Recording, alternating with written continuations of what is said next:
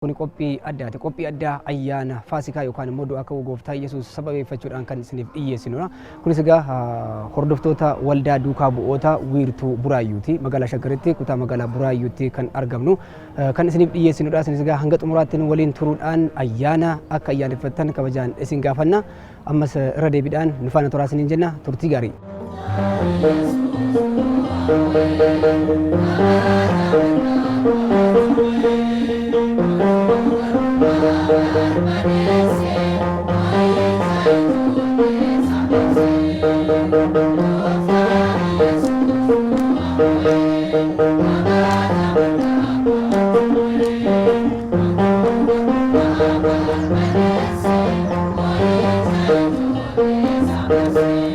Tolega kabajamtoota hordoftoota keenya faarfannaadha ammoo kan ilaallu jechuudha. Faasikaa yookaan immoo du'a ka'uu Gooftaa Yesuus waliidhaan wal qabatee wantoonni raawwataman keessaa tokko faarfannaadha. Waaqayyoos egaa yeroo isa faarfatanitti karaa duukaa bu'aa isaa yookaan immoo qulqulluu Daawit akka inni jedhee faarfadhaa Waaqayyoon galateeffadhaa jedheera wangeela keessatti akkatti barraa'etu. Kanaaf warri faarfatanoo maali laata akkamii warroota faarfatan irraati immoo waa'ee faarfannaa faayidaa faarfannaa nutti himu. Faarfannaa jechuun Waaqayyoon galateeffachuu, Waaqayyoon jajachuu, Waaqayyoon eebbisuu jechuudha. Akkuma faaruu Daawit faaruu 105 lakkoofsa 1 irratti dubbatu Waaqayyoon galateeffadhaa, oobdii isaa qulqullaa keessa dhaabbadhaati maqaa Waaqa keessanii isa jiraataa ta'e galateeffadhaa jedha. Yommuu gara mana qulqullummaa isaa dhufnee gara oobdii isaa dhufnee faaruu faarfannu waan baay'ee nu fayyaduu danda'a. Waan baay'ees nu barsiisuu danda'a. Isaan keessaa tokko yeroo gara oobdii qulqullaa gibbii Waaqayyoo keessa dhannee faaruu faarfannu sammuu keenyaaf illee boqonnaa arganna. Suusii biyya lafaatti hin qabamnu. Sagalee Waaqayyoo jiraataa ta'e sanatu suusii nuuf ta'a. Maqaa isaa faarfachuun suusii biyya lafaarraa illee nu eega. Oobdii isaa keessatti nu jajjabeessa. Kanaaf faaruun nu fayyadaa jechuudha. Faarfannaan anaaf Waaqayyoo kan inni ittiin galateeffadhu gammachuu godha. Faarfannaan yeroo hundumaa Waaqayyoon sababan ittiin galateeffadhuuf faarfannaan anaaf yeroo hundaa gammachuu godha. Oobdii Waaqayyoo keessa ooluun anaaf yeroo hundumaa gammachuu godha. Maaliif iddoo adda addaa gaddi baay'een jiraachuu danda'a.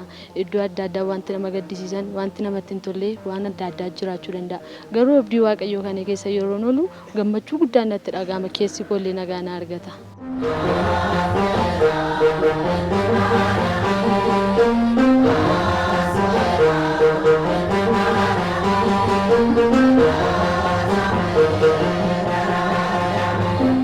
Tolega qulqullichi Daawiti waan qabdaniin faarfadhaa sagaleedhaanis haa ta'u meeshaadhaanis haa ta'u kiraaraanis masanqoodhaanis baganaadhaanis jedheera mitiire atis immoo yeroo faarfachaatiin turte si agarreera. Mee akkamii faarfachuun akkam nama gammachiisa asirraa jalqabu. Dhugaamatti Waaqayyoon galateeffachuun guddaa nama gammachiisa. Egaa anis ofii kodhaa fi baay'ee faarfannaa nan jaalladha. Keessumaa gaafani meeshaa taphachaa faaruu galata Waaqayyoodhaaf dhiyeessu baay'ee natti tola. Egaa akkuma faarsaa Daawit 65 lakkoofsa 5 irratti illee Xiyoon irratti faarfannaadhaan Waaqayyoof galata dhiyeessaa wareega keessan fidaa isaaf dhiyeessaa akkuma jedhu faarfannaa jechuun jalqabumattiyyuu galata laphee qulqullaadhaan Waaqayyoof dhiyaatu jechuudha. Nuti immoo laphee keenyarraa kaasnee gaafa Waaqayyoodhaaf galata dhiyeessinu, gaafa Waaqayyoon faarfannu, gaafa Waaqayyoon galateeffannu, gochaan inni nuuf godhe, oolmaan inni nuuf ooleef gaafa Waaqayyoon galateeffannu keessi keenya guddaa gammada.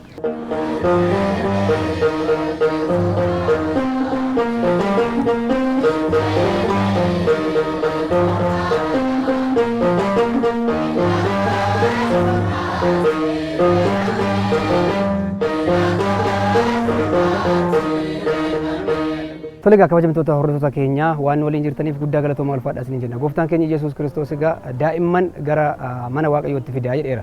Kana jechuun egaa daa'imman qulqulluudha, daa'imman cubbuu hin qabanii jechuudhaan egaa kan inni barsiisaatiin tures. Mee egaa daa'imman kana keessaas immoo waan arganneeru jira faarfataadha. Akkami mee gara mana kanaatti yookaan gara faarfannaa kanaatti akkamittiin dhufte maqaa kee nutti himuu jalqabne. Maqaan koo Filannoo Gammachiin jedhama. Kutaan kan baradhu kutaa tokkoffaadha. Faaruu kanatti baradhe abbaa galgala na shaalchiisa. Na shaalchiisee achumaan faarfataa ta'e. Kan maseenqoo shaakalaan jira. Maseenqoo fululli shaakalaan jira. Abbaan koo maseenqoo beeka. Baay'ee si gammadeen jira.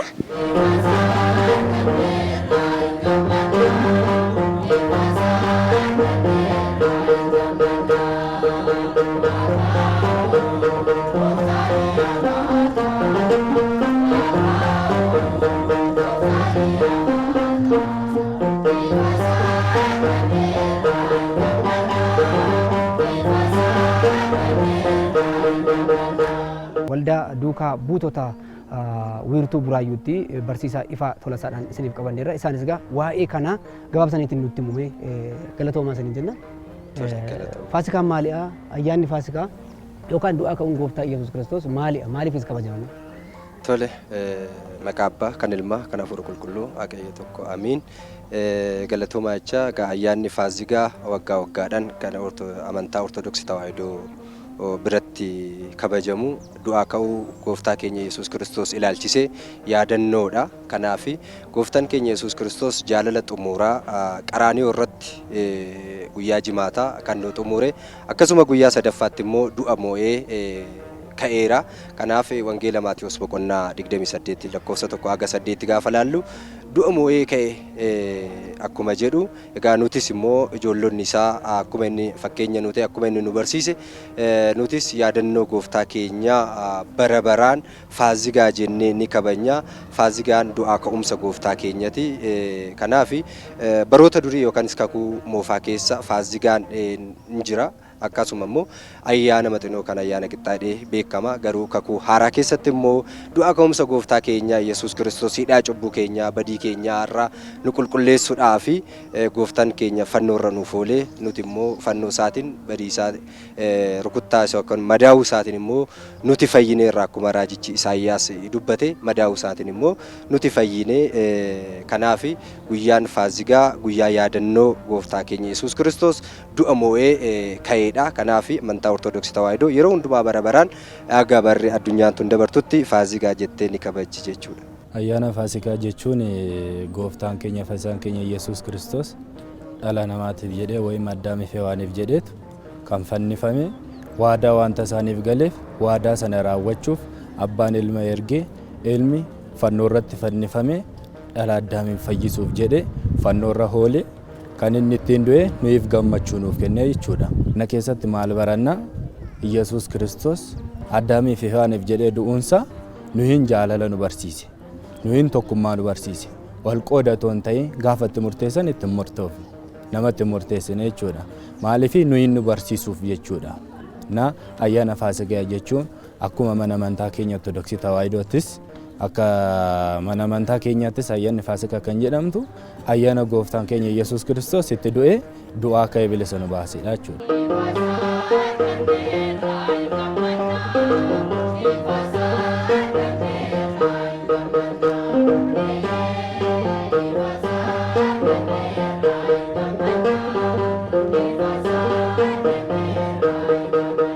Warreen akka kee kanaaf lafaa dhuftoota guddattoota akka kanaatiif mee maal dhaamtare warreen iddoo kaan yeroo isaanii balleessan waan jiraniifu isaaniif mee dhaamsa akkamii qabda? Ani dargaggootii orri bakkee keessa oolanii faarfannaa dhufanii addana mana obdii Waaqayyoo keessatti osoo dhufanii kwaariitti galmaanii faaruu Waaqayyoo sagalee Waaqayyoodhaan uummata barsiisanii sababa lamma kana ga'u dhufanii osoo faarfannaadhaan barsiisanii baay'ee natti tolaanaani. Bolo tokko dargaggoota iddoo isaaniirraa hin eegamne oolanii fi bakka isaanii hin malle bakka isaanii hin barbaachisne warra oolaniitii fi akka isaanii gara obdii qulqullaa gara mana Waaqayyoo sajiraataa ta'etti dhufanii maqaasaa sajiraataa fi tolaa ta'e akka isaan faarfachaa dhufaatii gooftaa isaanii eeggatan nan dabarsaa fi obboloonni koo addunyaa kana keessa naanna'aa jirtan addunyaa kana duukaa fiigaa jirtanii iddoo garaagaraatti kan argamaa jirtan illee gara mana Waaqayyoo dhuftanii akkuma abbaa keenya Daawit Waaqayyoon faaruudhaan yoo galateeffattanii wanta gaarii argattu mana Waaqayyoo keessatti jabina argattu umurii dheeraallee mana Waaqayyoo keessatti argattu gara mana Waaqayyoo kottaa walii wajjin Waaqayyoon tajaajilaa jechuun barbaade.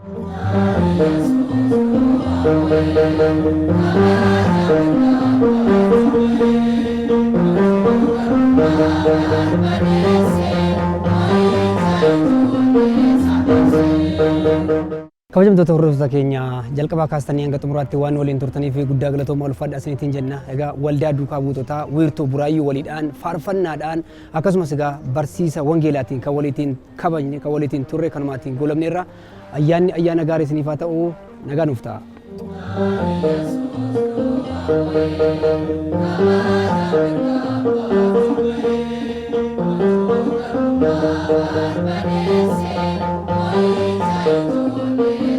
Thank you. Gooftaan Yesuus du'aa ba'e.